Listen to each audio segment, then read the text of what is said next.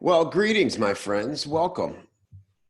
It's great to see you. Welcome to the Chief Chat. It's me, it's Kev. I'm at the home office. Check it out. New edition.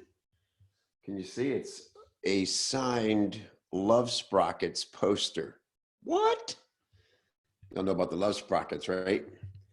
Our friends Genevieve and Addison Rice. What's up? Love Sprockets. There you go. Maybe we'll see Addison today. Our man, Addison Rice. Somebody go tell Addison we're talking about him, and I'm featuring his new poster. Great to see everybody. Welcome. Come on in. Get settled. Let's go on Facebook. What do you think? Want to go live on Facebook? Let's do that. See how that works today. And let, the outsiders in for a minute and see what they, what a real copywriting powerhouse community, how we look at, act, and feel and behave. Here we go. All right, great to see everybody. So we're gonna do some cool stuff today. A fun thing, I'm gonna talk to my friend Jay. You guys know Jay, you've seen him a lot in the forums. And Jay was, asking about, is there Jay here? There he is. Hey, Jay Jackson, good to see you. So Jay was asking about copywriting programs, how to get better at copy. He's found the passion, as we say. He's been bitten by the bug, the copywriting bug. And as we see, he's super active. He's got his own products that he promotes. So he's been already writing for himself. And now this is how it starts for a lot of us, right? It becomes something that we fall in love with and we go, hey, maybe I got this. Maybe I want to do this. Maybe I want to take this copy thing all the way. That's kind of where Jay's at. Am I right, Jay? And so, of course, I was telling Jay about RFL, Real Free Life, Escape Velocity, two programs that I'm very proud of, where I help copywriters grow their copywriting business. That's my passion. And, but also wanted to let Jay know that there's tons of resources inside of Copy Chief already that he has access to that he can use right now to start getting good at copy. Because the thing about falling in love with copywriting and deciding, you really want to master this craft or do your best attempt at it. Some people set out to master copywriting and find something along the way that's actually more applicable to their lives, to their livelihood. And they realize, okay, I don't have to spend the rest of my life trying to master copy, being the next Benzavenga or Carlton or Makepeace. There's so many ways that I can use copy in my business. Maybe I'll take that route. But having copywriting as your foundational skill is a tremendous benefit to wherever your business takes you. And in fact, I was just telling my son this yesterday. We were talking about writing and persuasive writing. It was actually my daughter. It wasn't my son. It was my daughter. And I was talking to my son about KLT, Know, Like, and Trust. Anyway, man, when you learn the fundamentals of copywriting and learn how to write persuasively, it's really simple at its core, right? It's like having an idea and meeting people at their belief around that idea and meeting them there and then wanting to help them see other ways to consider that idea, right? To think about it, to maybe create a new belief for them. And then you have to basically prove your argument. You're essentially having a one-sided debate, if you will, a sales argument. I don't like words that make it feel like a combative thing necessarily, but it's a discussion, like any hearty discussion, where you are presenting your idea and wanting to influence your reader, your viewer, about how they think about a certain thing. And does that resonate with them? And if you achieve that, well, now you have great interest of somebody, right? You've now enriched them in a way that they weren't enriched before. And then you get the chance to really have a conversation, right? And then you can, if you're doing this all in one, say in a sales letter, then you get to lay out your entire case, let's call it, and say, so if you believe like I do, these things are important. If you struggled in the past to make them true, but it's eluded you, if this is something you want from that idea that you've been unable to obtain, then let me present to you the way I've helped other people do it, the way I did it myself to achieve my goals around that idea. And then we lay out our argument, and at the end of it, and we say, and if it seems to make sense to you to invest in a program I have, in a series, a widget, anything, then I invite you to purchase said thing. And then, of course, as my friend John Carlton says, if we've done our job to convince somebody that we have what they need, what we've done is create a whole new problem for our prospect, which is now they have to give up money to get it. And so that basically starts a new cycle of a new conversation, right? A new problem to overcome. And then we know what we need to do is make it very easy for them to do that. We have to build all kinds of trust. We have to take away the risk involved in them making that decision and following through with that purchase, right? It's a pretty amazing thing if you think about it. Here somebody came to you with a problem they needed solved.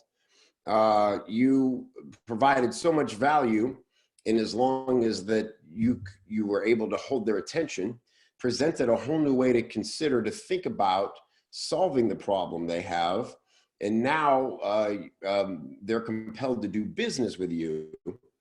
Very often sight unseen. Anymore, I'm sure they would take a minute and go check you out, investigate you, at least like scan around your social media. What kind of person am I dealing with here? Because if they see nothing, now that's kind of weird. That might be a red flag. And if they see things they find averse to their integrity, their character, their beliefs, that may be a problem. So it's become more complex how to make a sale online, right? We've got to be fully present in the process. We can't dip in and say, hey man, I got something cool for you. Check it out, man. I promise, guarantee, big, blah, blah, blah. And then, you're just getting a guttural reaction. It's a process now. It's a nurturing. So sales is a long game in a lot of cases.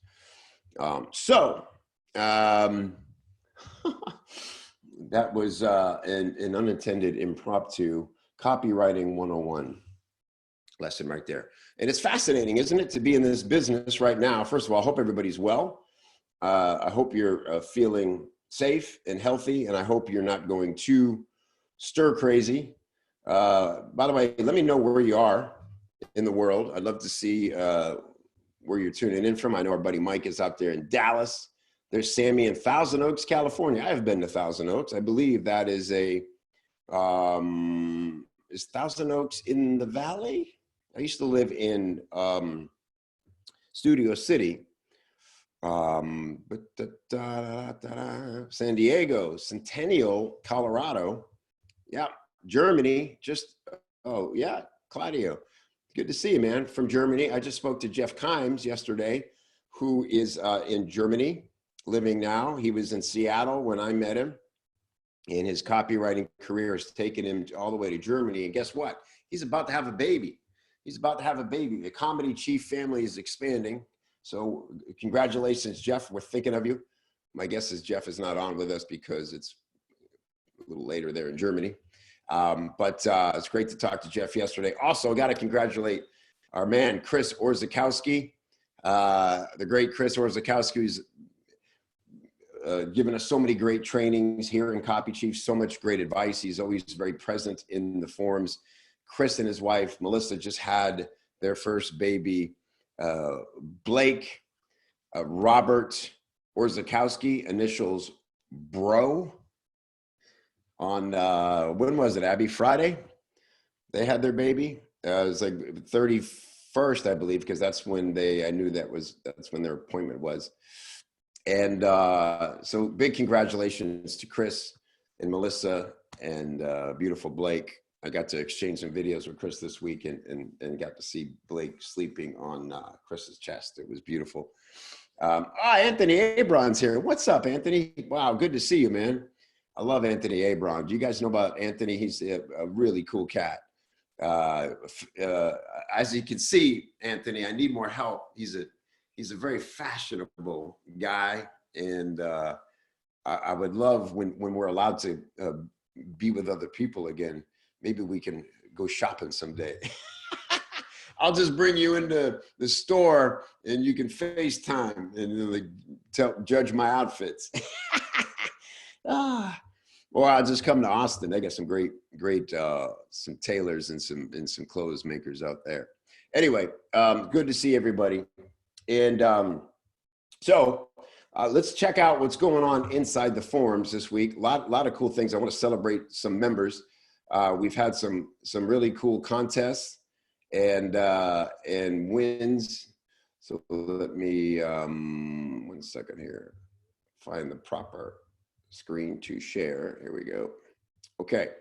Oh, so one thing else I want to show you. Let's get down to business a minute, and let me show you. There we go. Y'all can see my screen. Y'all see my screen. So check it out. If you haven't seen this, we updated the job alerts section here in Copy Chief. It is now the job alerts and copywriting marketplace. All right. So what I created a brand new place for you to add your profile. This is for freelancers. So definitely jump in here and do this. Quick, like 2-minute video about how to do it.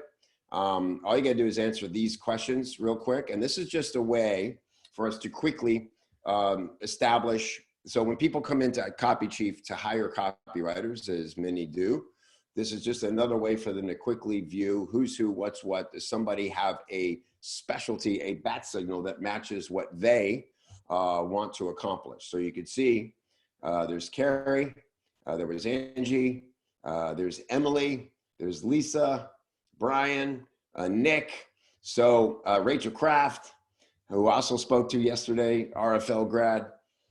So come in here and there's Jay. All right, so there's Jay, cool. Health, wellness, info, and we'll talk about this in a minute, Jay. You're not interested in IT. See, by the way, strategic question here. Which niches are you not interested in writing for? That's important because it's important, first of all, you just to choose. Like, we make this mistake as new freelancers sometimes to say, I'll write anything. You throw it at me, I'll figure it out. And that's okay in the beginning. You know, look, research, getting familiar with the market quickly is an important asset. Something we'll always want to be able to do. But the more you can specialize, the more you can develop a bat signal, the better you're going to be at marketing yourself, zoning in your market, targeting your best prospects, being able to focus your efforts to get better at copywriting. That's really important because otherwise you'll feel like you're trying to learn it all at the same time and you'll just be, you know what I mean? What do they say you know, you want to go a mile deep rather than an inch wide. And, you know, you don't want to just barely get better at a lot of things at the same time because it'll be impossible to specialize when you do that. So that was the first one. Be sure to do that. This is where you could see, you know, all the job alerts. So click on this main one. These will still be all the job alerts. By the way, my friend, this is Cindy Butehorn, who I interviewed last week. And again, we're in a thriving industry right now. I've had probably more people reach out to ask me to introduce them to copywriters in the last 2 weeks than I have in the you know, months prior, week to week, you know. So seeing an uptick, the right industries need need copywriters. And by the way, here's a great example of bat signaling. So here's Cindy. She needs copywriters, primarily in the financial niche. It's a great opportunity because you don't need to, she happens to live, she's my neighbor over there in Tampa, but she works from home. Her gig is remote. She works only with remote freelancers. If you're have experience in finance, Cindy wants to talk to you, wants to meet you. She has opportunities for you. Real estate, what is it? Real estate, education, all those things. I've already connected her with Dean Edelson on the real estate stuff. You know why? It was so easy for me to immediately recommend Dean to Cindy, because I know Dean's bat signals. I know Dean has experience in real estate copywriting. So when Cindy says to me, who do you know who has experience writing copy for real estate? I go, Dean Edelson is the first person that comes to mind, because I know Dean very well and I know Dean's bat signals, right? So that's a bat signal. Look, this is the other example. Here's Angie, the queen, seeing this and bat signaling Mike Schwenk. There you go. She's already thought of Mike. So if Cindy asked Angie the same question, or Angie, of course, sees all the opportunities that come in, because she's my right hand when it comes to really everything inside of Copy Chief. She's aware of all the job alerts. And she immediately thought of Mike. Why? Bat signal. Here's Carolyn just backing up Cindy, and Joshua Lee Henry jumping in there. Also recommended Joshua Lee Henry this week for another gig, because I know his bat signals. All right, check it out. Also, we had a live town hall on a couple weeks ago. That was really great. I loved that call. This is where we just got together and talked about everything that's happening with coronavirus and the quarantine and the shutdowns and all those things. And it was a really great discussion. So if you are still wondering, thinking how to proceed as a copywriter, as a freelancer, with all that going on, highly recommend you come in and take a look at this. Also, of course, I've been doing interviews with other leaders in the industry and posting those up for you. So here's John Carlton talking about his experience with crisis. Here's Adrian Dorison from Run Like Clockwork talking about how to work more efficiently from home. Here's our man Todd Herman talking about different ways to think, how people react to crisis. He's talked to, I'm sure by now, well over 100 CEOs of different companies. These are people, by the way, that Todd doesn't already coach. If you don't know Todd, he's an elite coach for Olympic athletes, for major corporate CEOs, the top of the top. This is what Todd does. And he's been reaching out to CEOs that people have been essentially asking him to reach out to. Hey, Todd, would you talk to my friend at this company? He's having a hard time in dealing with this. And so Todd has been sharing with us what he's learning from all those conversations. It's been really fascinating. 3 different ways to think and react to a crisis. Todd Brown, the preacher man. This may, for me, have been the most impactful conversation I had since the pandemic. The big takeaway from Todd was, this is what we do as entrepreneurs, as business people, as freelancers. We never really know what's around the corner, right? If we think about it, this is where we live. It's just like right now, that is all heightened and the stakes are higher in some ways than ever. But let's be honest, we've never known, and we've embraced that. That's what makes us entrepreneurs. And it's time now to use those skills, those powers that we've developed as a lifestyle, now more than ever. That's what makes us more equipped for this situation than most people in the world.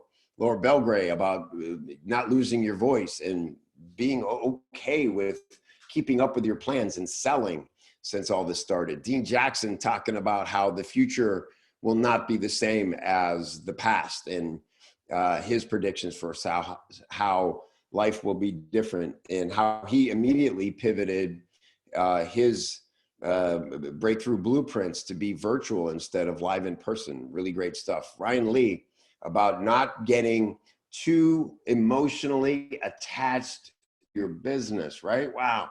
That almost sounds counterintuitive. That almost feels like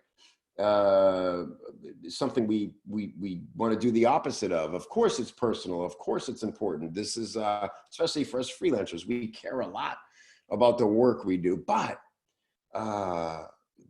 coming from Ryan, a guy who I've seen just since I've known him, I'm sure I've known him for 10 years, seen him pivot and change and adjust his business and go all in every time on those changes, probably 5 times, to hear him say, and him continue to be as successful as ever, every time he changes up his business.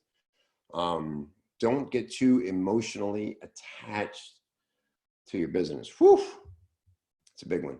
Melanie Warren, just to me, one of the smartest, most lucid. Melanie is famous for saying, I think I heard you say, so you'll rattle on to Melanie about all these things going on in your head, and she'll listen, and she'll clearly care and empathize, and she'll nod, and then she'll say, I think I hear you saying this. And you'll go, yeah, that is what I'm saying. And she'll say, well, and then she'll kind of give you some insight. She doesn't say, here's exactly what to do most times. She tells you a great story, gives you a great example, maybe something that she's encountered. She just has a lot of wisdom. Mother of 5, just a champion, just a survivor, a renegade. Melanie's incredible. There's my man, James Shramko, my personal coach and mentor for the last 5 going on 6 years. This was Monday, like the day that all this came down. He had just finished his live event. He was still sort of like trying to assess himself, what the heck was going on. And this is where James said, it's times like these, this is when you take assessment of yourself, of your team, of your offers, of your everything, and say, what still makes sense today? What's still going to make sense a week from now, a month from now, 6 months from now, a year from now? When things change again, what are the things that are still going to be relevant in your business? Focus on those. Eliminate the other things. Grow the things that will endure. And also one thing we haven't posted here, but is on the rally page at copychief.com/rally, is the interview with JJ Virgin, where JJ talked about health and fitness, how to eat healthy, how to boost your immune system, and how to exercise while all this is going on. And by the way, real quick, how are you guys feeling physically? Are you moving? Are you getting out? Are you doing some exercise? Man, it's so easy to just completely zone out. I've watched more television since this happened, man. I'm always talking about how my wife and I, we like to watch shows together. I don't watch a ton of TV. We normally it takes us a month to get through a show because, she falls asleep 7 minutes into anything we put on. And Jonathan's getting fat. I was starting to get fat too, bro. I was busy working, doing my thing, but I was not exercising. I was out of my rhythm. So check it out. I want to show you what I found that turned it around for me. This app, have you seen it? It's Nike Training Club. Where'd it go? It's the Nike Training Club, and I don't know if you can see this. So here's what it is. It's free. Check it out. Nike Training Club. Just download it. Nothing to buy. They probably have a premium thing that, they'll start charging you eventually, but I haven't done any of that. I think premium's free for now. They're getting everybody hooked. First one's on me, kid. But I tell you, man, what's so cool about it is the workouts, they just go. You can pick by body part. You can pick by equipment you have. You can pick by time. Some are 5 minutes, 17 minutes, 22 minutes. And I'm telling you, by the end of these I pair it with the TV in the bedroom, and I just go at it. I just follow what's happening on the screen, and I'm getting a good workout, man. I'm sweating. I'm getting a little strength. I'm feeling stronger. So I've reversed the tide of feeling mushy. I was getting mushy. And I'll tell you what, man, I don't know about you, but when I'm physically mushy, I get mentally, I don't get mentally mushy. I get anxious. It just, you just get that overall kind of, you know what I mean? You just feel sluggish. So man, just 15, 20 minutes a day on that thing, and just boom, just get it out, get it done. And man, you will feel so much better. So check out that app. We've been cooking every night. Oh, Peloton. Yeah. Darren just ordered a Peloton. Sweet, bro. Yeah. My friends ordered that. My wife and I've been talking about it. You'll have to let me know how you're liking it. We were actually thinking about getting one before this all started. And you know what it is? Those things become clothes racks like so quickly. You know what I mean? And it's like, once you got the exercise bike or the treadmill, and it's like you're drying laundry on it, and you're having to move around it, and you're like, talk about having like a failure in your face at all times. That's my big objection for you, Peloton. Tell me, how are you gonna keep me from using the Peloton as a clothes rack and a giant guilt producing device in my face? Exactly, Anthony. $3,000 clothes rack. Yeah. Oh, really, Abby? Yeah. The kids are cooking, making cookies and cakes. I love it. We've been doing the same. In fact, Andrew was whipping up a new concoction this morning. Whipped coffee. Have you heard of this? It's all the rage with the kids on the social medias. I know somebody's hawking the whipped coffee. And here was a fun moment. So Angelina said, "Oh, how many?" I said, "Well, how much coffee are they asking for?" And she said, 2 tablespoons. And I said, "Okay, well, how much is in the packet?" And she said, "It's a seventh of a gram." I said, "Okay, well, now we need to know how many grams in a tablespoon." And she said, "Okay." And she said, "Siri, how many grams in a tablespoon?" And Siri said, "Grams and tablespoons are not compatible." So she said, "No, I got it. Siri, how many tablespoons in a gram?" Shockingly, she produced the same answer. Still not compatible, oddly enough. So we figured it out. But anyway, yeah. All right, so let's talk to Jay. By the way, I want to hear some best things. Oh, and I didn't even tell you, we have a hot seat today. We have our great friend Ashley Berghoff in the hot seat today. If you don't know, Ashley is an incredible VA. She's I'll let her describe the company, but essentially now what she does is help you run your business more efficiently. She trains people to come in and be a VA and EA in your business. And I think it's more than just a matchmaking service. Ashley, she's evolved much like I did.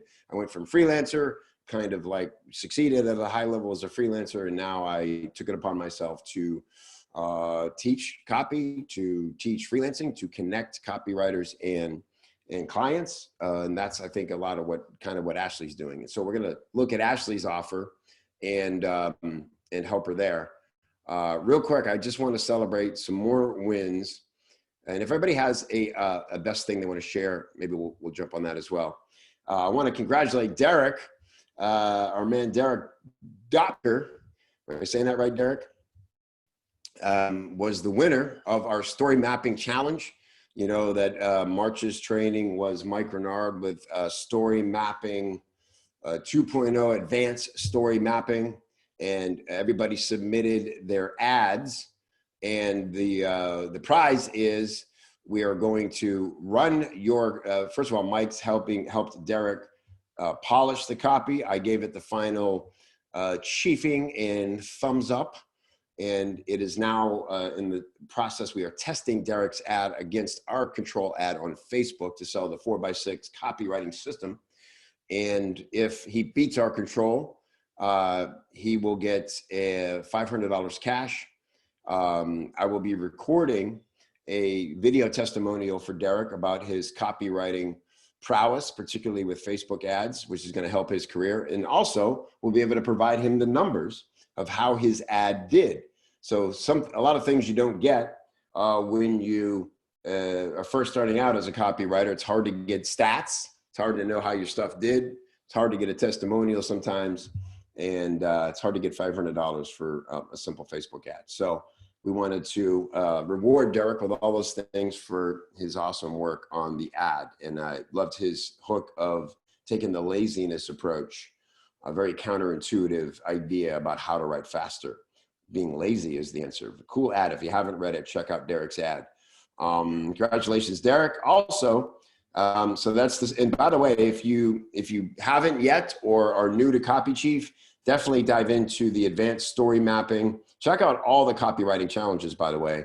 This is great learning, man, to watch the training and then see how people, your fellow chiefs implemented the training, right? Because, man, copywriting comes from the doing, not the reading, not the thinking, not the talking about it, the sitting and getting to know yourself as a copywriter. That's what makes the difference.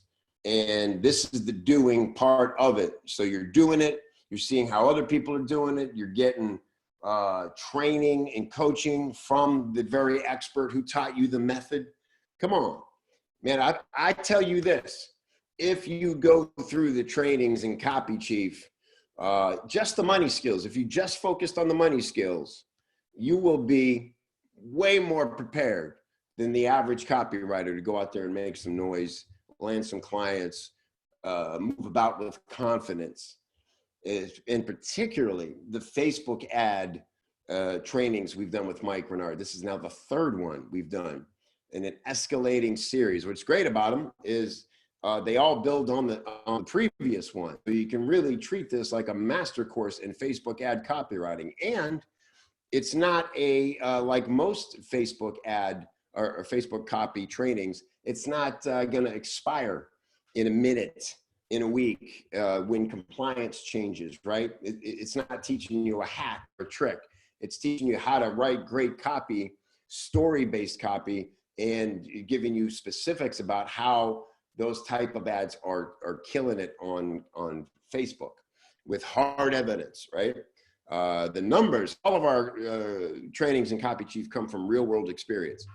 And so, man, dive into these money skills trainings and check out these challenges. Do the challenges.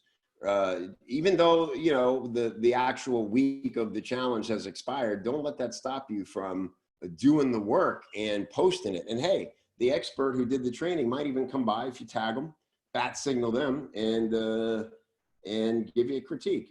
Maybe they got a minute. But you know, your fellow chiefs will also give you critiques, and that is how you advance as a copywriter. That's how to focus your skills. You're learning. So here's all the money skills trainings. More of these to come.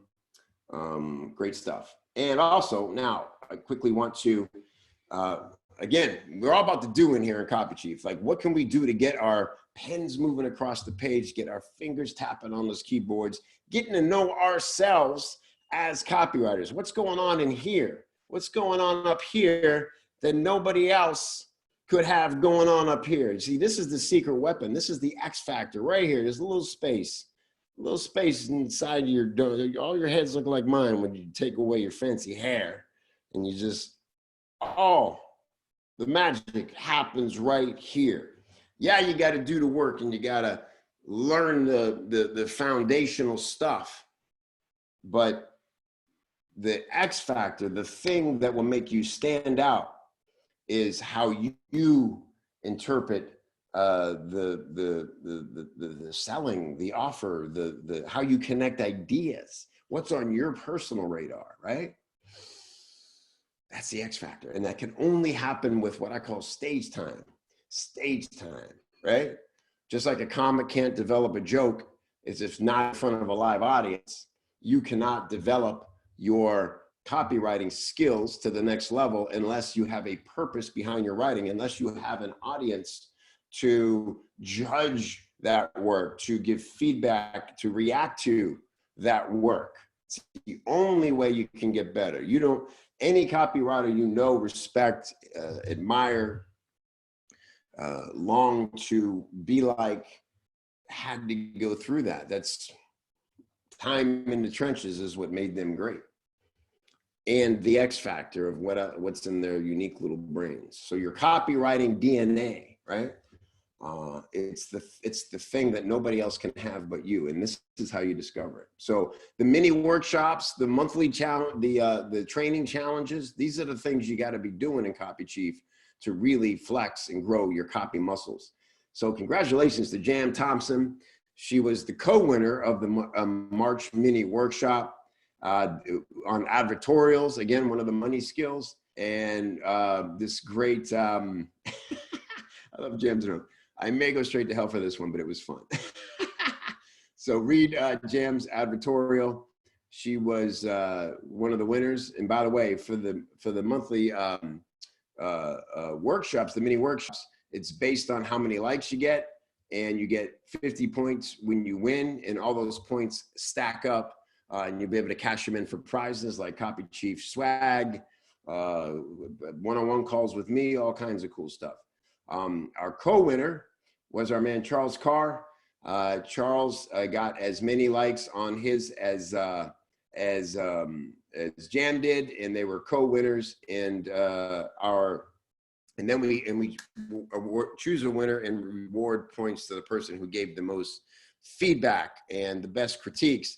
And that went to one of our great founders, one of my personal mentors and heroes, Robert Gibson, who, man, talk about a generous cat, like such a high level guy, but still makes a lot of time to contribute here inside of Copy Chief. And that means the world to me. So congratulations to Charles, to Jam, and to Robert for that. So let's get into the hot seat. Let me just check in with you guys real quick. Does anybody have a best thing they want to share? You want to tell me what's happening in your business? And by the way, I don't know if you guys are following all the stuff with the government, you know, the loans and the things. Man, it can be very confusing.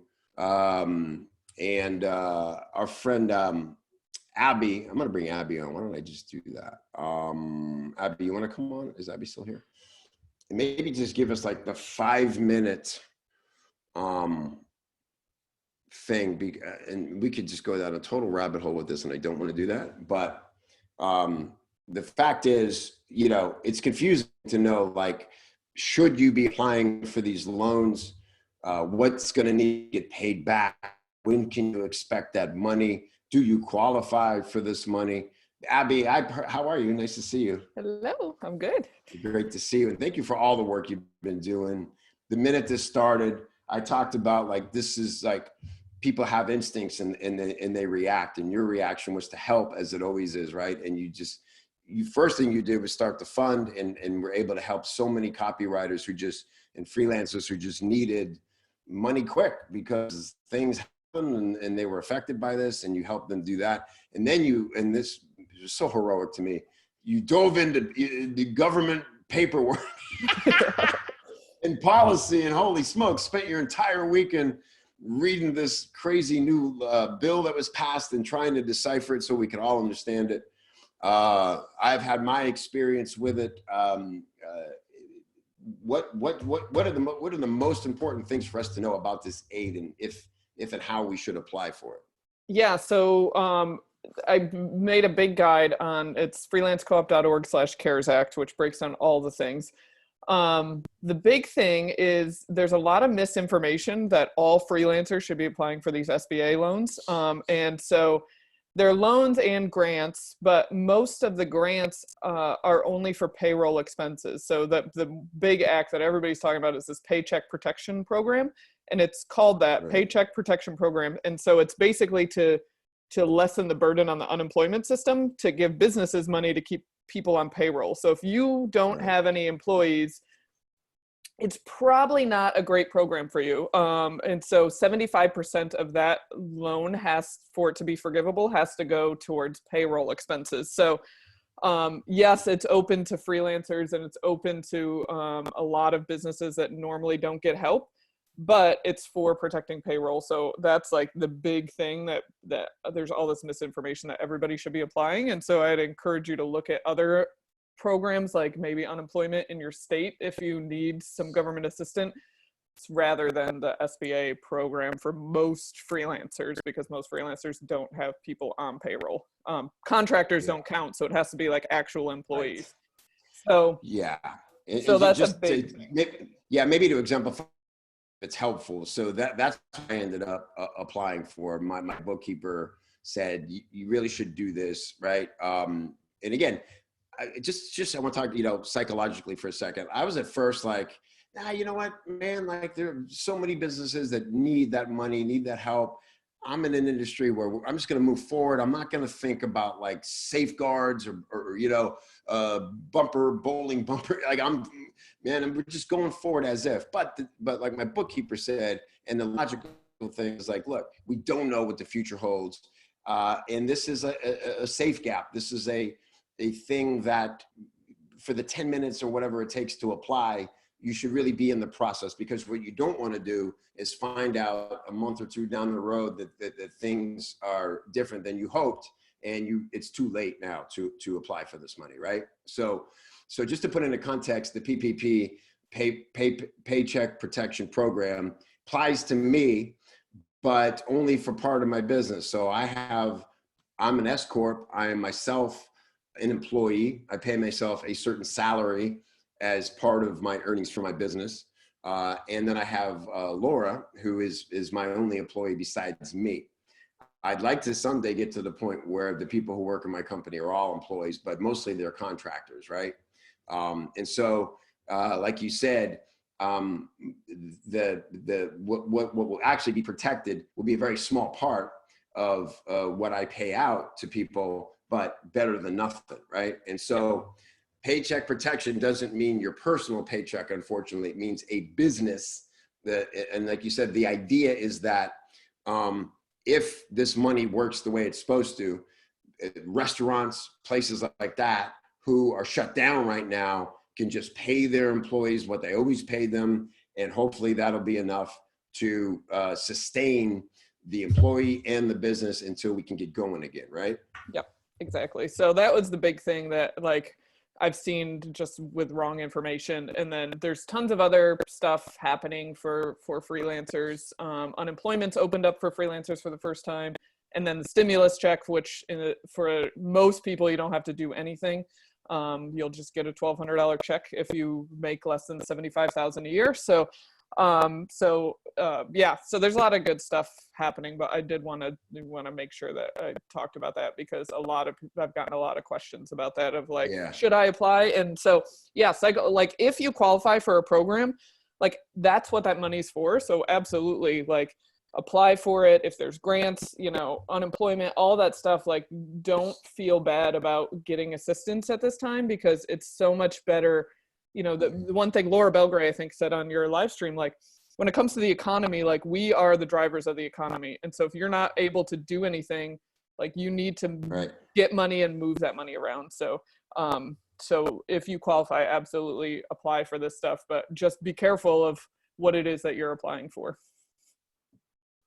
That's great. I know we linked I just want to find where we linked you. It was probably in the how chiefs are responding to coronavirus, or maybe it was Mike or somebody who would know. Could you find that and post where they can find Abby's stuff there in Copy Chief? Or we could just also say it right here, freelance co-ops /CARES Act. Is that what it is? Yep, freelancecoop.org/CARES Act. Yep. Okay, cool. Yeah, awesome. And again, like Abby, just like filtering this information for you, a trustworthy person. What a gift. What else has happened? And Abby, like in your own business, I mean, you've been so busy doing this. How are you making money? How is, you know what I mean? Like you got to keep your own income coming in as well. You've been this like traffic cop for information and resources for everybody else. How's Abby Woodcock Inc. doing?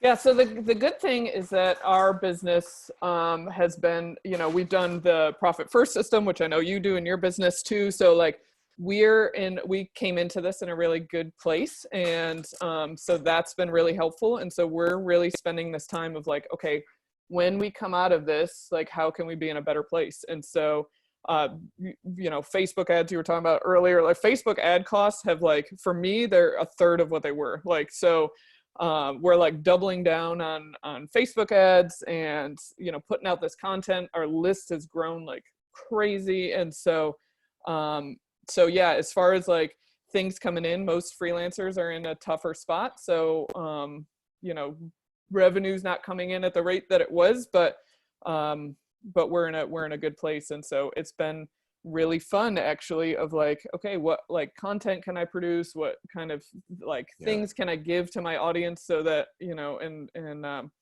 publicity has been a big thing. I just found out on the cover of Syracuse Woman magazine this week. So that's really cool. Congratulations. Yeah, thank you. So a lot of cool stuff is happening. And we're just looking at this as like, okay, this is a time of growth in a different way than we're used to. So yeah. I love that because the minute you started the freelance co-op, which is it's an online, but it's also a physical space, a co-working space in New York, where you live, where you were born, where you were raised, where your grandfather started the dairy farmers co-op many years ago. I just loved it. It resonated with me so much because it was so you. And I saw how passionate and on fire you were about it. And it's just loved watching you develop that and continue to grow that passion. I know you're just as passionate about like how your business affects your local community as it does, the online community.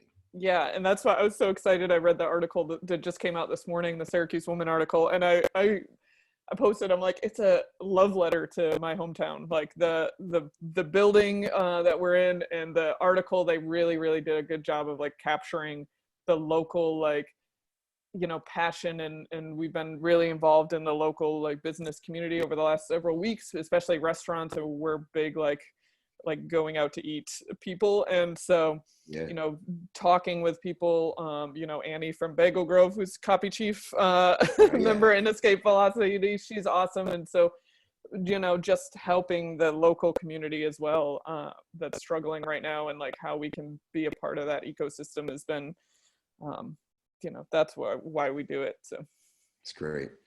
I love everything you do, Abby. It's so great to see it all happening. None of it surprises me. This is what you always do. Step up as a leader. It's your instinct to care for others and just be really smart doing it. I love it. So thank you for that. All right. Abby Woodcock, everybody. Please thank Abby for all she's been doing and use her information. I think that's how you can probably thank her most, is use her stuff. I think that's what any of us want who really care about what we do. It's like, do it. Do the stuff. On that note, let's talk to Jay. I'm going to bring on Jay Jackson, who is maybe the second copy chief member to display his abs in his profile photo. And with good reason. I recently switched it. I want to say about 2 days ago, I just switched it. Did? Maybe I need to get a little bit more professional in here.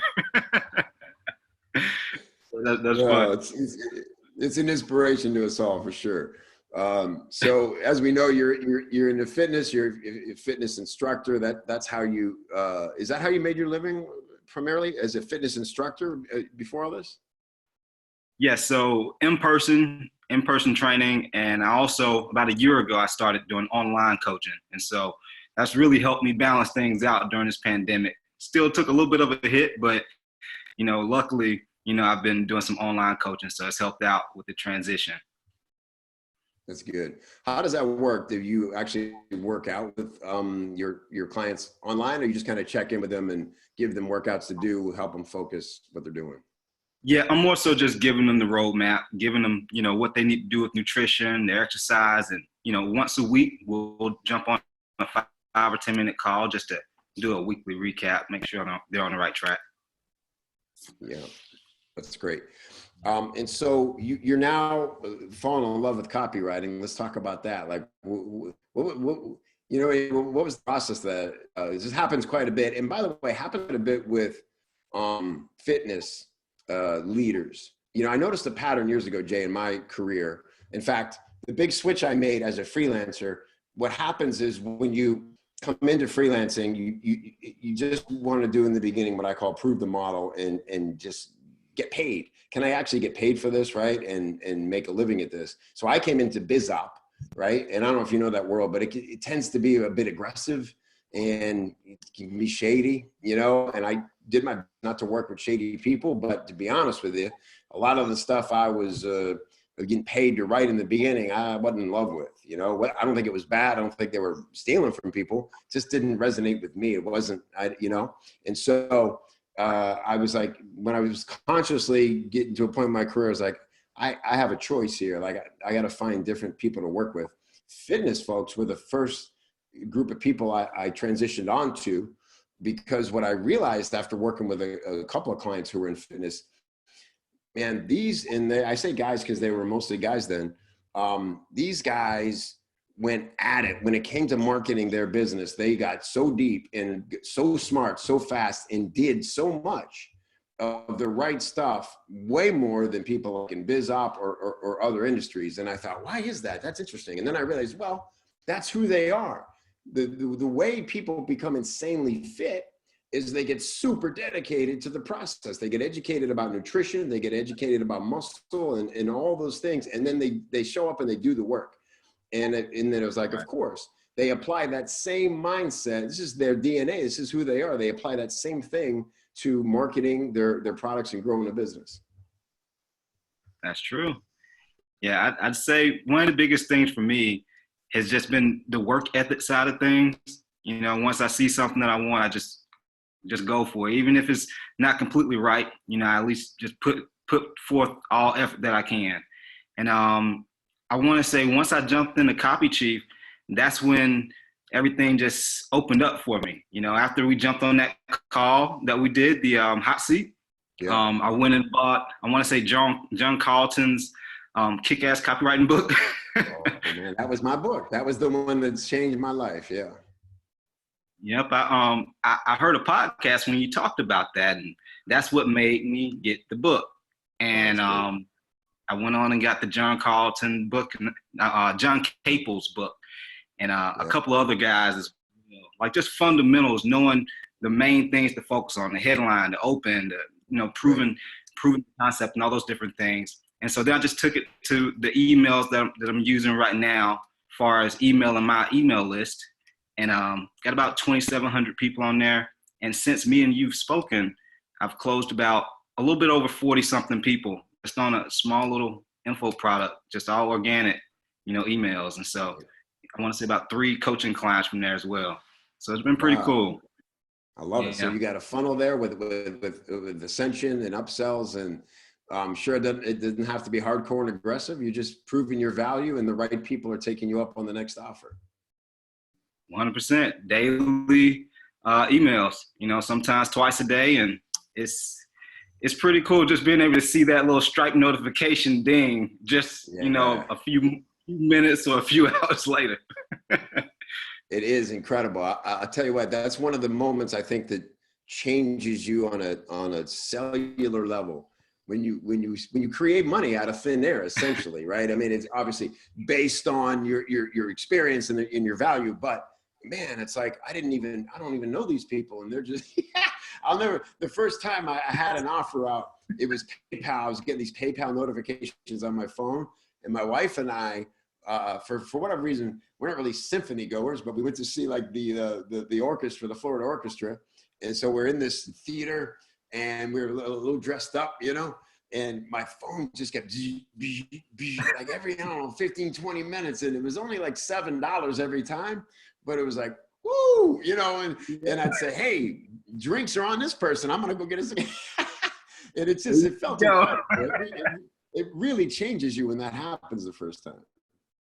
Man, and it just never gets old. I mean, it may not be astronomical money, but just the fact that you can spend 30 minutes to an hour, slap together an email, and Right. create money, it's unbelievable. So It is. that's kind of got that.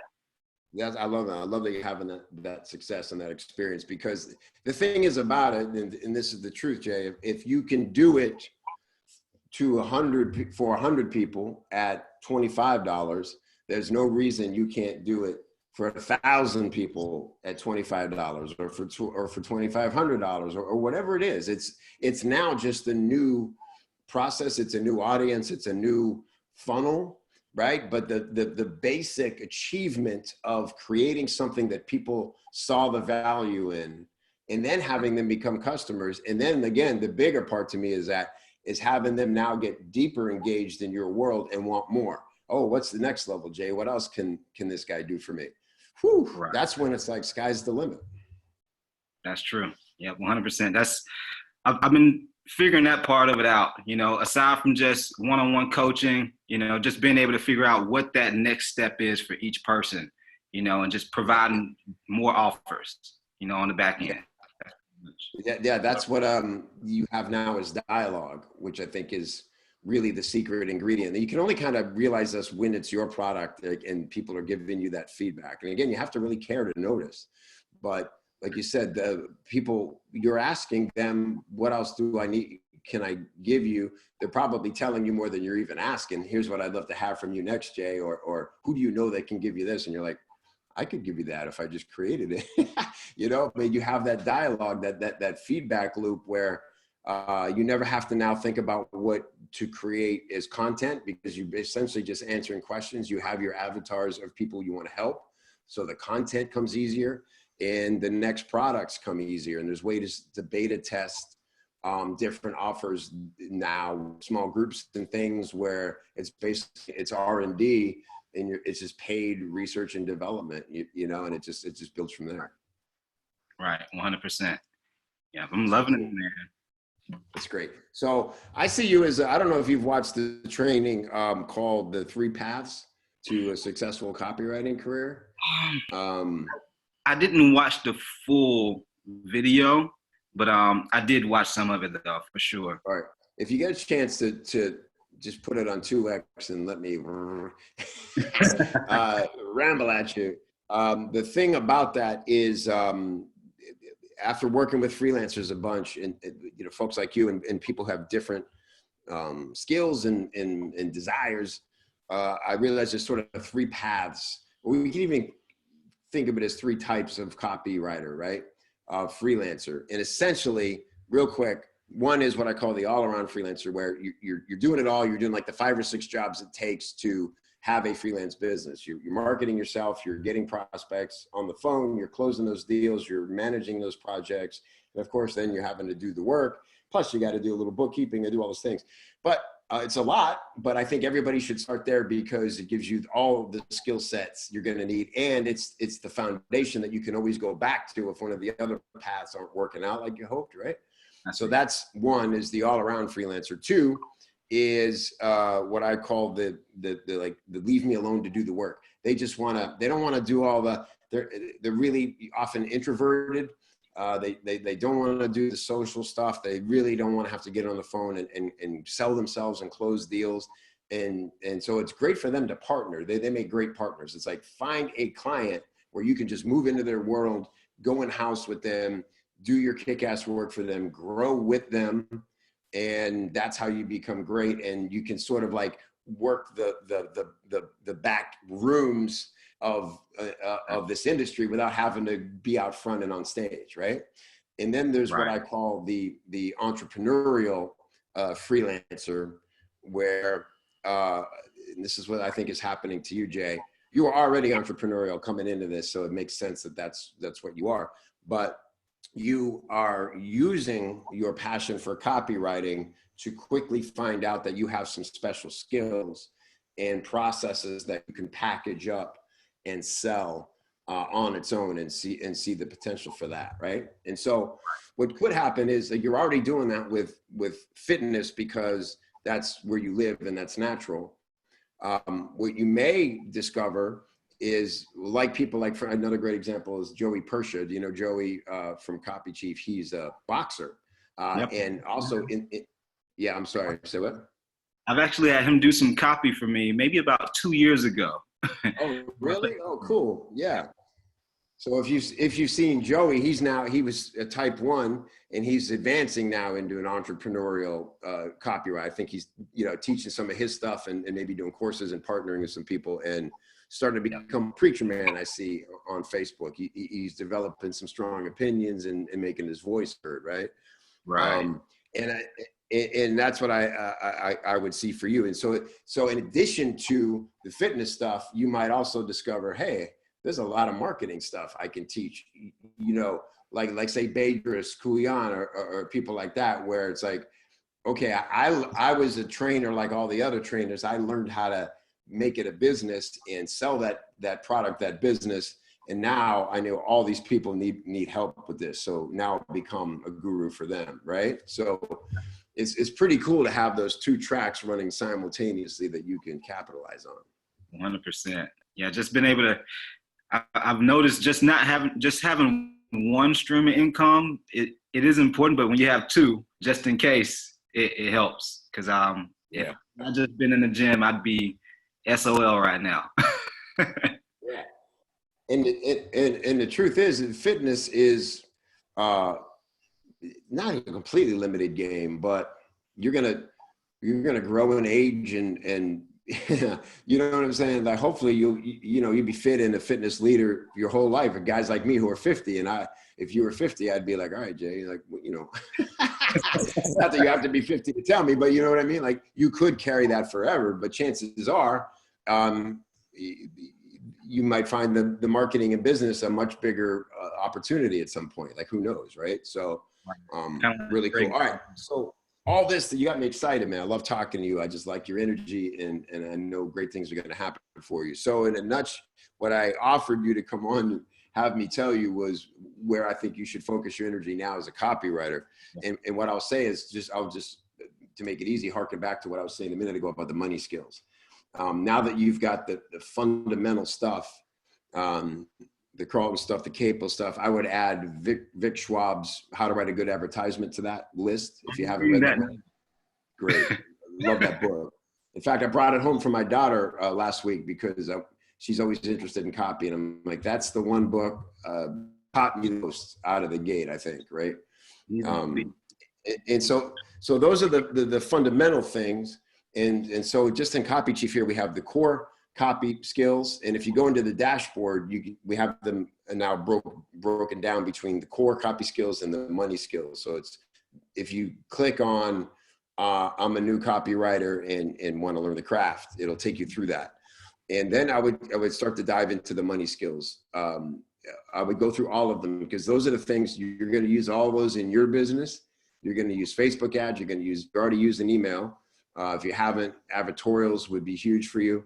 And then we're going to add things like, we do have a webinar training. We're going to add landing pages. We try to add the most evergreen things or the things that I feel like I have the best resource on, right?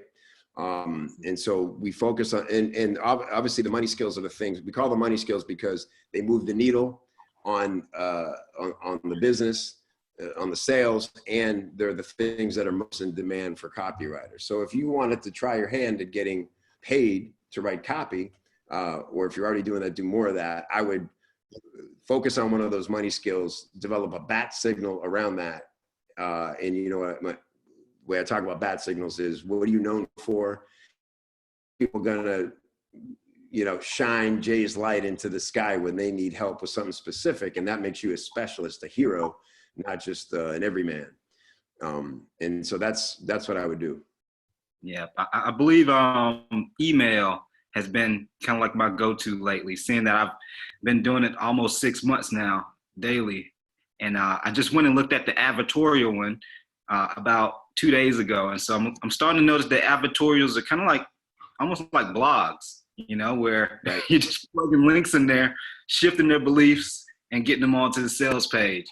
And so I believe that, and also the Facebook ads. I believe email first, and then the advertorials are kind of, going to fall right into place as well. Yeah. Yeah, they all go hand in hand too. That's the other cool thing is like none of them are super far apart from the others. They're all story based, and you're Yep. exactly right about advertorials. It's basically a really good blog article with a call to action. And the difference is why you want to be an advertorial writer instead of a straight up article content writer is you get paid a lot more for adding that call to action. Like you said, being persuasive and actually having people develop new ideas based on what you read, not just finding it amusing or informational. Right, 100%. So that's something I've been kind of researching a little bit more and just looking at how it's framed, like looking at where they kind of shift people's beliefs. Since I've jumped into the copywriting game, I can see it a little bit better now. Just even reading certain controls, older controls of Gary Halbert and stuff. And so it's helping out a lot. Love it.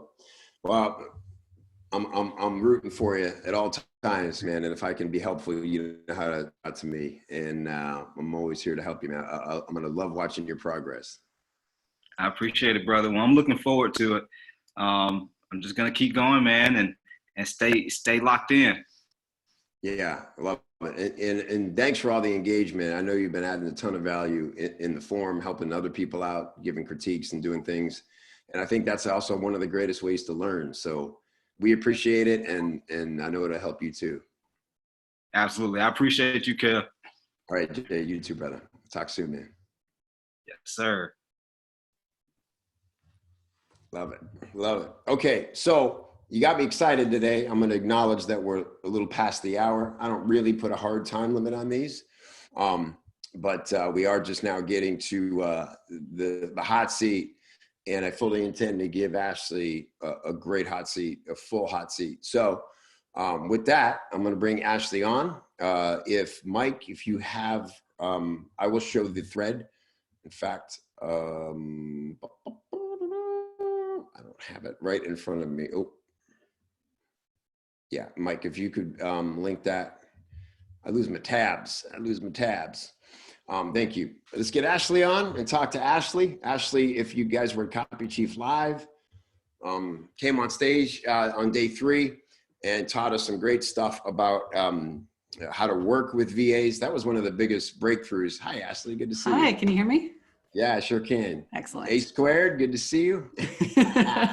Got my branded picture. I like it. Yeah. And it was great jamming with you at Copy Chief Live. And I was just about to tell everybody that one of the biggest breakthroughs, the high level freelancers I work with and coach in the super group, one thing they all did last year was hire a VA.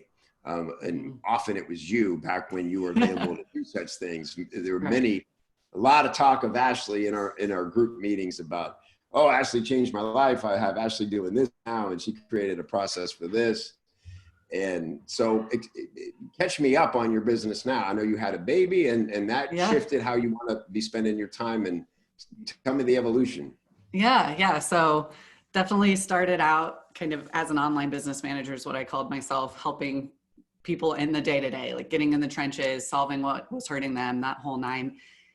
Really started focusing in on process design, really helping people build in that structure and that sort of thing. So had a really cool offer we were excited about for that for about 6 months. And then the newest iteration based on the results of that has been to do the Fix This Next program. So now I'm certified as a Fix This Next advisor, meaning I can now also really help people diagnose where to focus and then build the plan and the process in that area of greatest need in their business, and then build it out, make it happen, and then focus on the next thing. That's fantastic. And let me tell you, I have relevant stuff for this because Fix This Next is the upcoming book by Mike Michalowicz. I believe it's his 4th or 5th book. I'm a huge Michalowicz fan. He is my favorite author right now. Oh boy, you got an advanced copy. Look at that. I did. Yeah. You were invited by Mike to review the book early on, and then invited to an early workshop about the content. Yeah. Yeah. So there are about 115 of us, I think, kind of first round inaugural certified advisors. So we kind of went through extra training, took a test, and now kind of have that ongoing connection with Mike's team, which has been amazing because I've been a Mike fan forever too. Yeah. Yeah. And just so to tell you, it's interesting because I kind of know exactly what you're up to. And this is Mike's formula. He writes an amazing book that literally radically shifts how an entrepreneur wants to do business. His mission is very simply, he wants to eradicate entrepreneurial poverty. Talk about simplifying your bat signal or making it super clear. And so Profit First completely revolutionized how I handle my bookkeeping and my finances. I hired a Profit First team to implement those principles. Then I read Clockwork and knew I needed that for my team in my business. We are now going through that process with Adrienne Dorson and her team. And so now you are one of the major partners with Mike on this next book, which is going to create huge demand for your business. And so now will you shift everything you're doing to be a fix this next, does not roll off the tongue, fix this next. It really does. Sort of facilitator? Will that become your main business you anticipate, or? So the way I think it'll work really well is everything that I was doing before can kind of loop into this. So originally I was doing the process and systems design intensive, really helping people set up their processes. And then was starting to think about maybe doing some project and time management coaching on the side, really helping people implement. Because one of the things I realized in working with, Angie and Chris and Brian and all those guys is that we were able to provide, this broad swath of support, but we were an expensive way to do some of the things that we were doing. And so we really wanted to focus in so we could keep the price low, help people bring in a VA to do some of those things less expensively. And so we were thinking about all of that, and this kind of locked it all into place because people can take the Fix This Next assessment, go through an intensive for whatever that identified as their biggest need, and then go into kind of ongoing support with us to get stuff done, clear obstacles, figure out how to manage their time better. All of that falls into that bucket. So it all kind of rolls together. So we're not doing something completely different. We're just kind of adding a piece to the beginning to bring it all together into one thing. So it'll still be kind of your branded process, or will that go under sort of the brand of Fix This Next? That's a good question. And I'm still trying to figure out exactly how to best do that. Because I have to be careful that people know I'm not part of the Fix This Next organization, right? I have to keep that distinction, but also I'm authorized to use the brand, to kind of use that name and all of that as part of it. And so that's where with the sales page, I was trying to walk that line of we're not Fix This Next, but we use that methodology, and how do we tie those two together in the right way? Yeah, and I can tell you from my experience with my bookkeeper how it looks, and is that the reason that was my requirement for bringing on a new bookkeeper, was that they were familiar and embraced it and were ready to implement that with me. Right. And so that was how I found them. That was how I qualified them. But they have been so amazing beyond just the profit. I'll tell you, the big breakthroughs, the reason I fell in love with them as a company and as people, were the conversations we had while implementing Profit First, because it's so much about putting you first in your business and making sure that the person at the head of the business, who is often the last one to eat, as leaders are supposed to do, and that you end up starving to death, right? And so what they do is this company advocates for the business owner, and they say, let's make it all work, but it's got to be working for you or you're going to burn out and this is all going to go away, right? And so they've been able to help me so far beyond just Profit First, but it is the foundation we sort of stand on. Right. And that's kind of what I'm trying to do too, of this is a tool we can use, but really the goal is to kind of build the structure your business needs to grow. and really expand your capacity when you hit that ceiling, right? I think a lot of people in the super group especially are like, okay, I'm working more than I want to, and I want to grow farther than this. So how do I do that, right? So yeah, 100%. Yeah. Cool. All right. So let's that's great. Let's get into your hot seat then, and tell me about this offer now. Who is it for? How are they finding it? And what action do you hope that they take after they read it? So it's for kind of freelancers who've hit capacity, coaches, copywriters, online service providers, graphics designers, people like that who've kind of hit that ceiling, want more, and are trying to figure out how. Especially people who feel like they're trying to tackle a bunch of priorities at the same time. How they're finding it, ideally, is we'll have kind of an advertorial-based or quiz funnel-based Facebook ads going through a kind of a welcome sequence with us, and then towards the end of that coming to this, so we're not completely cold, but they'll be, new to us to some extent. And what was the third question? I missed the third question, I think. Yeah, how are they finding it? So yeah, how are they come to it? Is just, are you running cold traffic to it? Yes, that's the goal. That's the goal ultimately, yeah. But no funnel like that in place yet. Okay, cool. Not yet. We're working on a quiz funnel that's almost ready. Cool. So close. Oh, yeah. Well, when that's it, make sure you put that up for feedback with Allison. Yeah, that's a good idea. She is become the quiz funnel queen.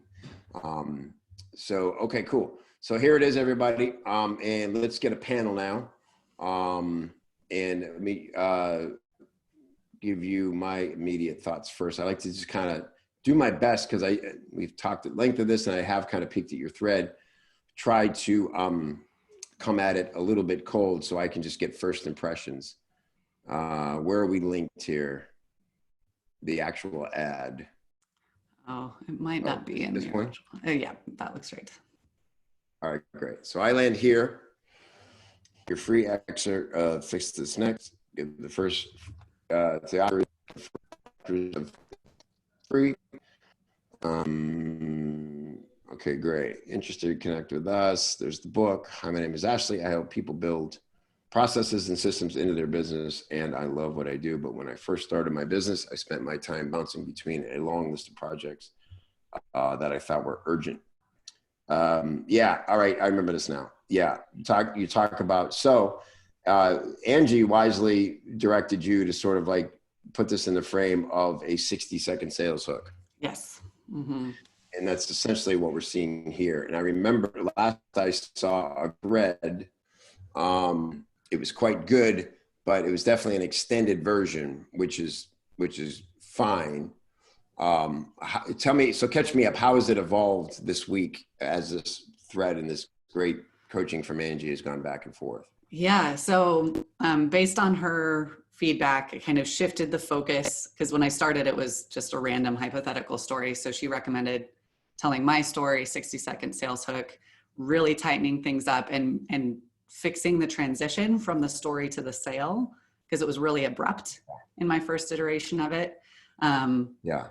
So yeah, right here, what you're looking at here, she was like, it's really like, oh, now you're selling something to me. And so trying to soften that transition has been kind of the focus of the newest version. And then also some feedback I received was that there wasn't a whole lot outcome related in the copy. And so trying to incorporate some of that to say, this is what you're going to walk away with. This is the outcome you'll see in your business. Right. So yeah, that's what's kind of changed. Okay. And how did that make it to the page? Where is that now on here? So if you scroll down, we have the story. And then I kind of switch here after the kind of, this is how I discovered Fix This Next. This is what it is, you know, all of that. And then where did this come from? And kind of just saying, now I've been invited to be an advisor. This is how I've adapted it to this group. I was able to add a video from Mike introducing the concepts of Fix This Next, then having the outcomes, then the program details, leading into pricing. And got it. Okay, interesting. All right, cool. So here's what I'm seeing, and invite some others to come on because I'm sure there's people chomping at the bit because there's a lot of good stuff here. I think it's important to use a page for the one action you want from it, right? And when I come here, I thought this was simply an offer to get this book. The excerpt. Okay.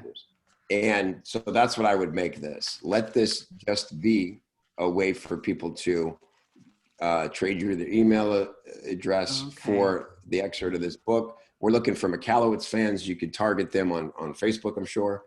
And I now I think the one thing you need to achieve on here is make sure they connect you with this book.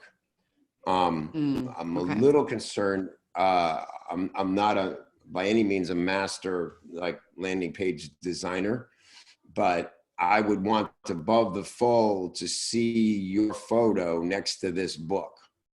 Oh, do you have a picture of you and Mike, like from that workshop or anything? I do, but there are a bunch of other people in it. Okay, well, that could still potentially work. But so for me, the funnel would be say like Facebook page straight here, a Facebook ad straight here. Okay. Cool. McAllowitz fan, excited about his new next book, Fix This Next. Here's what it does. My name's Ashley, and I am title. Like, what is the official title? What do you call it? Like, how are you certified now from him to do this? Certified either Fix This Next Advisor or Fix This Next Fixer. He kind of let us choose. Okay, I think I like advisor just because it's like super clear to me. Okay, and then so I'm Ashley, and I'm here, and so anybody who your best avatar for this is going to be somebody who understands that this is Mike's system, and that when he releases a book for good reason, he also creates an advisory channel of it, and he partners with very capable people. He has a high measure of who can get qualified, right, and certified, and then so when I see this, to me it makes perfect sense because, like I said, I'm about as like McAllowitz up as you can be in your business. I've invested now fully in two of his programs to help my company run better. And so for me, I immediately get, oh, cool. Like, I almost don't even need to read the book. If Ashley can educate me on the principle, like I am going to read the book, but it's like, I'm probably going to want to implement this, or I'll decide immediately after reading the book, whether I want to have a team or bring my team through implementing this, right? Depending on what it is. And it's like, the value is you got in front of me first, Right. And so it's like, I've got my person picked.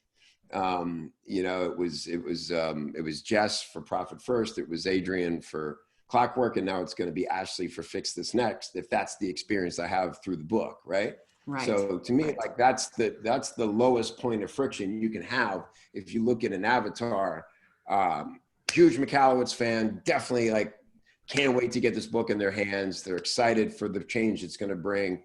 And now they just want to, it's like, hey, Ashley, now it's time to talk, and you've been establishing yourself and the value you can bring, as they anticipate that book. You were the first one to give them the first two chapters.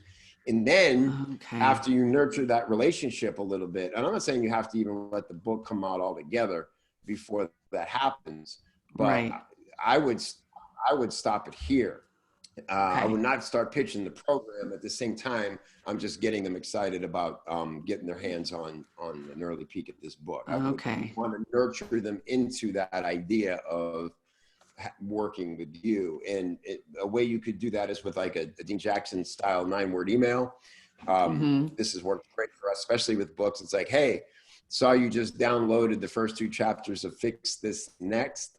What business are you in? ? Ashley, not another word on the page, and let them just, oh, cool. That Ashley person's reaching out to me. Let them respond to you. This is the business I'm in.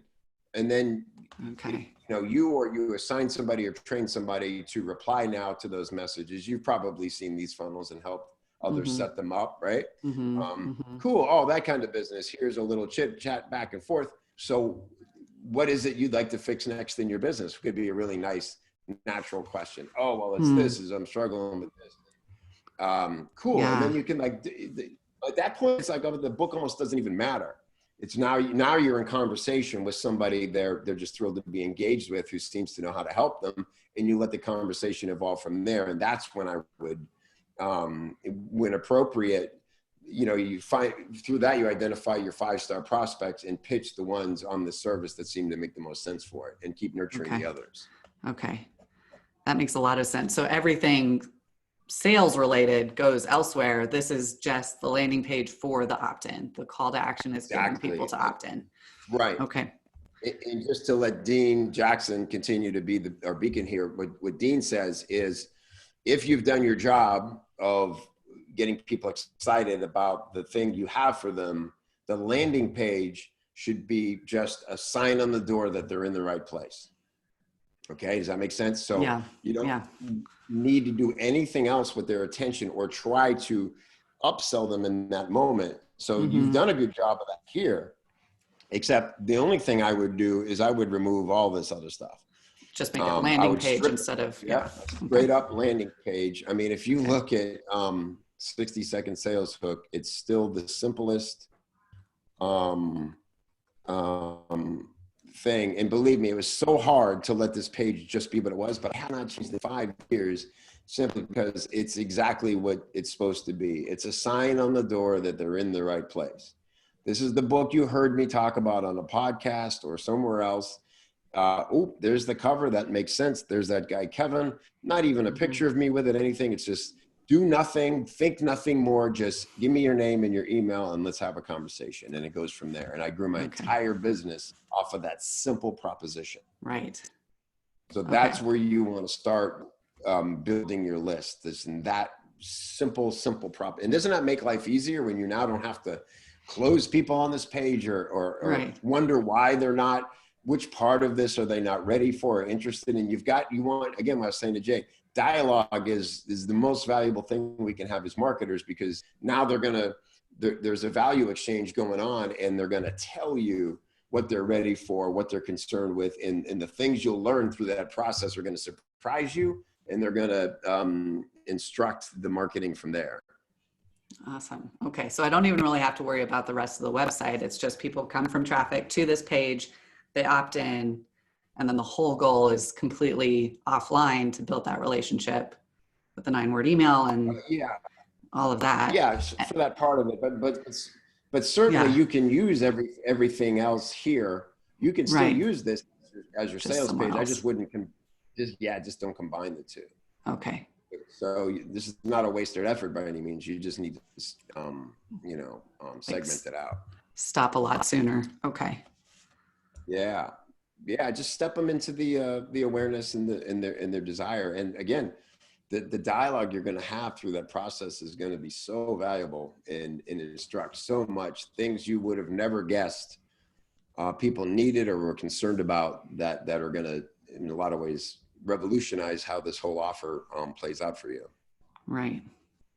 Okay. This is exciting. And I like the idea of getting in front of people who already know Mike and like Mike, because there's that trust there where they're like, oh, what's Mike doing now? Because I was struggling with that with the opt-in, like people who like don't know Mike are not going to be interested in the first few chapters of the book that's coming out. Right. Exactly. Who's this? Why do I care? And again, that's why the thing of like having this simple landing page is like, if you've done your job up until that moment of getting them excited about having it, then that's all it needs to be. That's all they have to think about on that page. All cheese and a whisker. Cool. I'll give my email. Let me get this thing. I can't wait to dive into it. Right. And then you have an engaged prospect who's actually going to read the thing they get.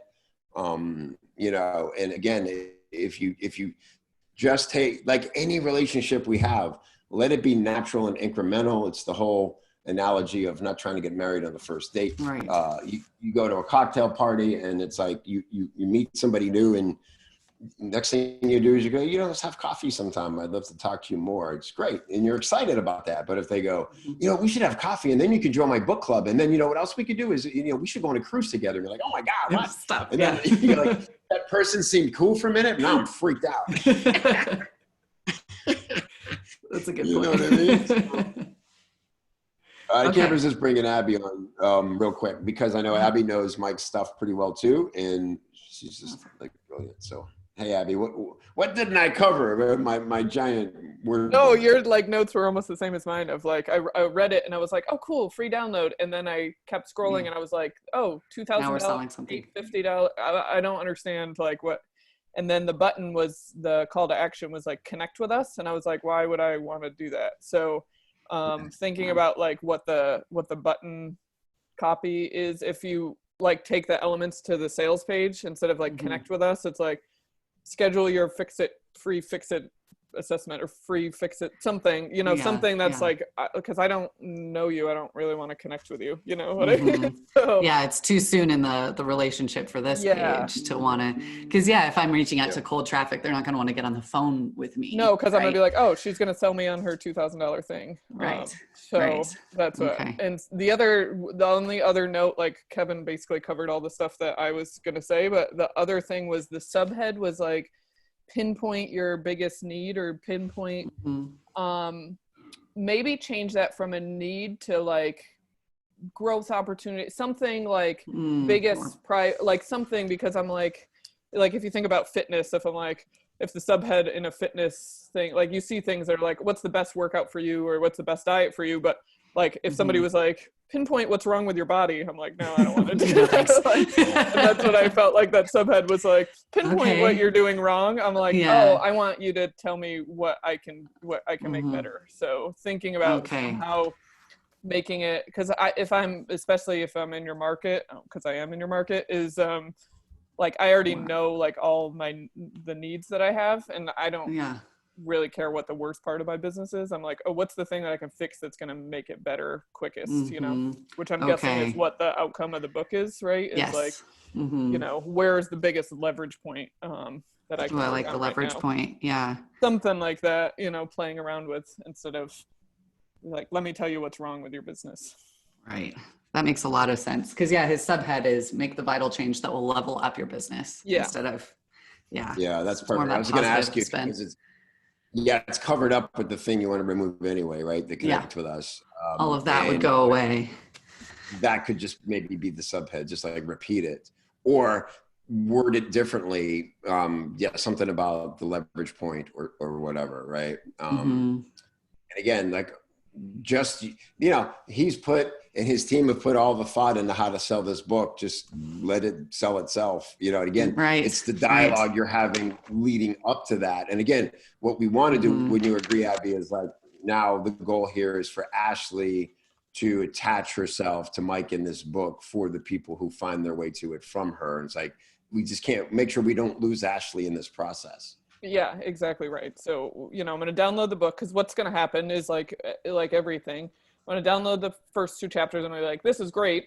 Of course, I don't have time to do it, because that's the whole problem that your market has, right? And so I'm like, and then I get an email the next day that's hey, do you want help with this? And I'm like, oh, yes, I please. Do. And by now I've been if you're doing conversational conversion, I know who you are, or I've read about you, and I'm like, oh, this is perfect. This woman knows what she's doing. Her team knows what she's doing. And this is going to be exactly what I need. And then it makes sense to say, does it make sense for the membership? Does it make sense for the program? You can have that conversation with them, or somebody on your team can have that conversation where I'm like, oh, perfect. Oh, where you're at, I know exactly what you need. You need our membership because here's what we do. Versus me, I'm like, do I want the free thing? Do I want the $2,000 thing? Do I want the $850 thing? Do I want to connect with her? I don't know what I want to do. So, there's just too many things going on and not enough of a relationship or a background or experience yet. Yeah. Okay. Yeah. And you always want one page, one goal, one thing you want them to do. So download the book is, Yeah. Okay. One CTA per attention session. And the other thing actually I would say is it's important is don't just rely on the conversation for engagement. Also also have nurture content, okay, to fortify that, because they may not remember answer who is Ashley, you know. So you also want to send out this 60-second sales hook maybe as the next email, like be after that, like, hey, again, I'm Ashley. Like Laura Belgrade's great at this, like remind people who the hell you are and why they'd even be hearing from you, and then show them the goods and you know, give them value, have a conversation, and help them in other ways. And then the cool thing is, you know, anything in the book you could take chapter for chapter, like whatever the leverage points are in the book, you can talk about those in your own way. And so Ashleyify that content and make it personal to you. And so you're like becoming their personal McAllowitz, like concierge now. It's like you can be fans together of, you know, the principles, but you're the one certified to actually help them with this. And you're building your own trust in your own customer, because they can't have Mike, right? That's why he certifies people like you. Right. One thing I love to do with long form content, like lead magnet things too, like webinars or books or whatever, which goes along with this, especially with time, like if time is the problem that you're trying to solve, is be like, hey, I know I sent you 2 chapters. That's a lot. You really want to check out page 13, like where we talk about XYZ principle. Here's how I like how clients, you know, that I've worked with have applied this or whatever. And then that also, like, they feel like you're giving value because you're like, oh, saving time. I don't have to read all these chapters. I'll just go to page 13 and like read this principle. And then, you know, you're doing double duty there. I love that. Okay. Good stuff. That's I know so you've been good. taking notes like crazy. We'll save the clip of this. So many. And I think that's a lot to start with from here. Yes. So helpful. So, good. I'm glad. And yeah, we're all big Ashley fans already here. So like, keep us in the loop. Let us know how this works for you. And again, like the way you can pay us back for all this great knowledge is tell us how it worked. Okay. We can only know from the trenches how well our brilliant ideas actually transfer into results. Right. So thanks for going out and being that warrior for us. And I'm excited to hear how it works out. Thank you so much, Kevin and Abby. I so appreciate you both, and everyone who was in the thread too. I saw those notes. So Great thank stuff. Cool. Thank you so much, Abby. Appreciate you so much. It's great seeing you. Always love having Abby on critiques with me. All right. So this is already a long one, but let's make it longer because Addison Rice is here. And as I mentioned before, this is my Love Sprockets poster behind me. Makes me feel good in here. If you don't know, Addison Rice, not only one of the best copywriters out there in the free world, an incredible singer, songwriter, musician. And it looks to me like my great friend Addison is offering to play us out with a song today. Yeah, if you want. And Kev, I'm stoked you hung that up right there. That's great. Yeah. That is the biggest one of those posters, by the way. Really? Yeah. I was thrilled with the size. I thought it would actually be much smaller. So yeah, it was supposed to be 18, you know, whatever, the 11 by 17, but I was like, you know what? Kev's the man. He deserves a big ass poster. So sent you the big bargain. One. Yeah. Awesome. Hey, where's that? What is that place where I bought this and where people can go to get all your CDs and everything? Oh, you could do, it's our Bandcamp. So it's, or music, you know what? We type it in. It's, so if you go to music.thelovesprockets.com, oh, my chat thing changed. Where's the chat? There we go. Yeah. So the, music.thelovesprockets.com. Yep. Yeah. So that'll link to our, that'll be to our most recent album. But then if you poke around on that page, you'll be able to find all of our merch and everything like that too. Okay, great. By the way, I got to dig up and edit down our version of Lean on Me from Copy Chief Live in honor of our man, Bill Withers, who sadly passed this week. And you were amazing on that song. What are we going to hear today? So this is this is a song I just learned by a guy called The Tallest Man on Earth. And he's got to be one of my favorite folk singers and finger pickers out there right now. So yeah, it was a nice little way to break through a plateau in my finger picking to learn this one. So let's see. Yeah, so this one's called There's a Girl. There's a Girl. Addison Rice, everybody.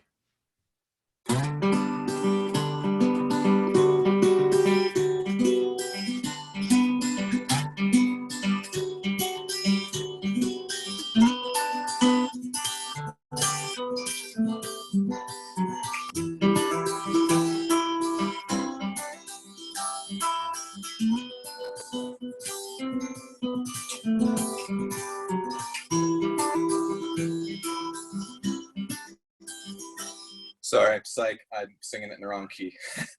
Or hell no. We'll do it. We'll do it. All right, that's what spontaneous live music is like. Yeah, but yeah. We'll do Johnny Cash style. There's a song that tells me what to do, but I don't listen, 'cause I'm way too curious to think. That's what I'm missing. It'll try to find me sounding in the beds where I have turned, but then I won't be there no more.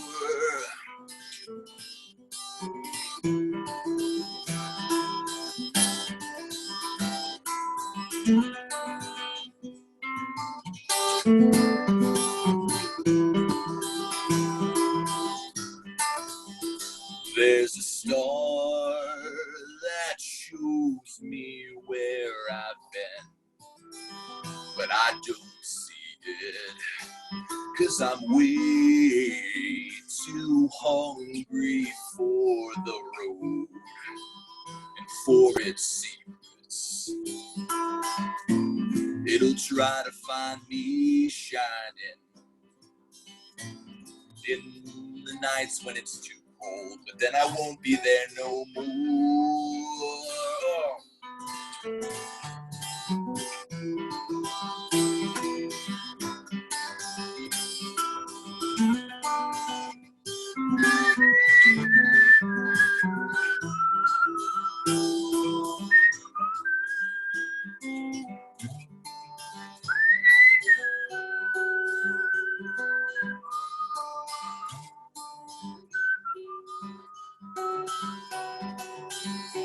There's a girl who tells me I'm alright, and I hope she means it, 'cause I'm way too stubborn to believe that we won't make it.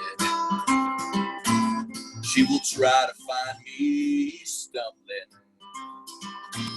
in the dark I used to know, but then I won't be there no more.